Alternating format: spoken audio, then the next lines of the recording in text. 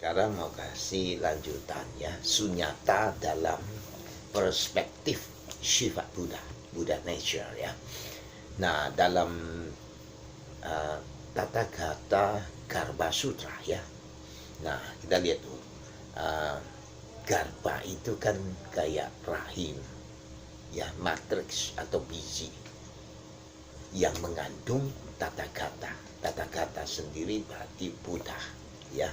Ya, nah, kesempurnaan kebijaksanaan bukan diri dinyatakan sebagai diri sejati. Tujuan akhir dari jalannya kan yang dipakai oleh filosof India ya, untuk yang beraliran esensialis ya. Ya, sekarang ditransmutasikan dalam kosakata Buddhis baru untuk menggambarkan makhluk yang telah berhasil menyelesaikan jalan Buddhis. Ya,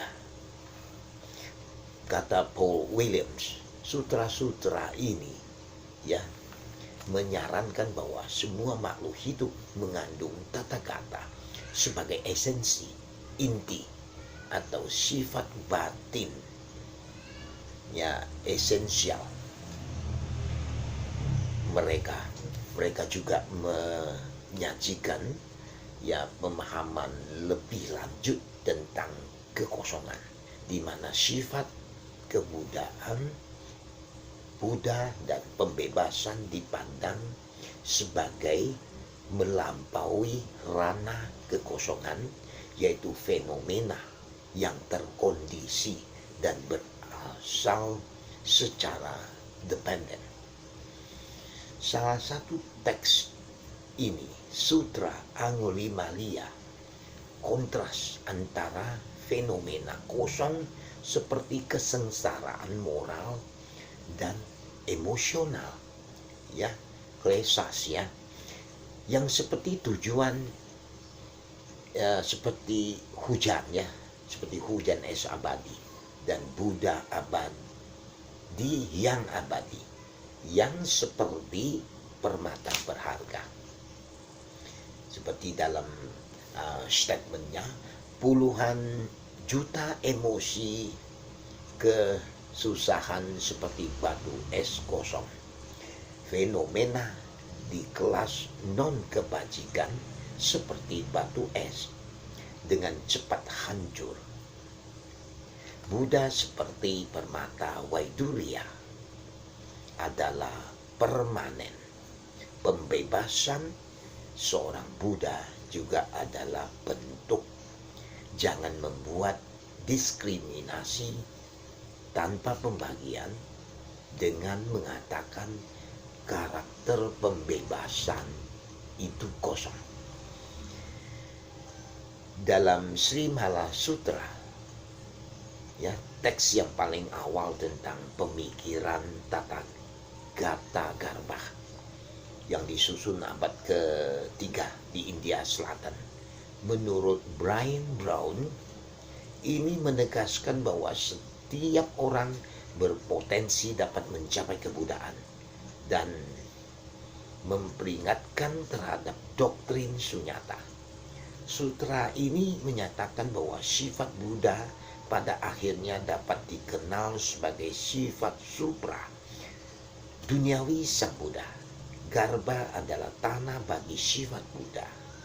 Sifat ini belum lahir dan abadi, memiliki keberadaan akhir, tidak memiliki awal atau akhir, bersifat non-dual dan permanen ya. Nah, Garbha tak memiliki diri, jiwa atau kepribadian, dan tidak dapat dipahami oleh siapapun yang terganggu oleh sunyata atau kehampaan, melainkan merupakan dukungan untuk keberadaan yang fenomenal. Gagasan tentang sifat Buddha dan interpretasinya pada perdebatan luas di semua aliran Buddhisme Mahayana. Misalnya aliran Celuk Tibet ya, menafsirkan setara dengan kekosongan. Bahasa positif ya, dari teks-teks sutra Tathagata Garbha kemudian ditafsirkan sebagai makna sementara dan pada akhirnya tidak benar. Sekolah Jonang melihat Tathagata Garbha sebagai ajaran utama dan sebagai diri yang abadi dan sejati, sementara Sunyata dipandang sebagai ajaran sementara yang lebih rendah.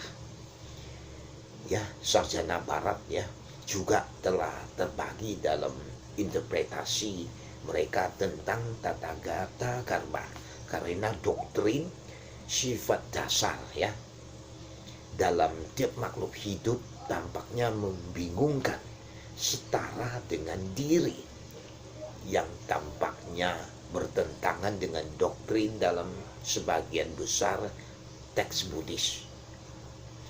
Namun beberapa cendekiawan memandang ajaran semacam itu sebagai metaforis, bukan dipahami secara harfiah. Menurut beberapa cendekiawan, sifat dasar Buddha yang dibahas sutra-sutra ini tidak mewakili diri yang substansial, Atman. Sebaliknya, ini adalah ekspresi positif dari kehampaan dan mewakili potensi untuk mewujudkan kebudaan melalui praktik-praktik Buddhis. Dalam pandangan ini, maksud dari ajaran sifat Buddha adalah soteriologis daripada teoritis ya. Menurut yang lain, potensi keselamatan tergantung pada realitas ontologis dari realitas inti yang menyelamatkan, dan tetap sifat dasar Buddha kosong dari semua ketidakstabilan dan kesalahan, sepenuhnya ada dalam semua makhluk. Para sarjana Jepang dari gerakan Buddhisme kritis ya, sementara itu melihat sifat Buddha sebagai esensialis, dan dengan demikian ide yang tidak Buddhis. Demikian. Thank you.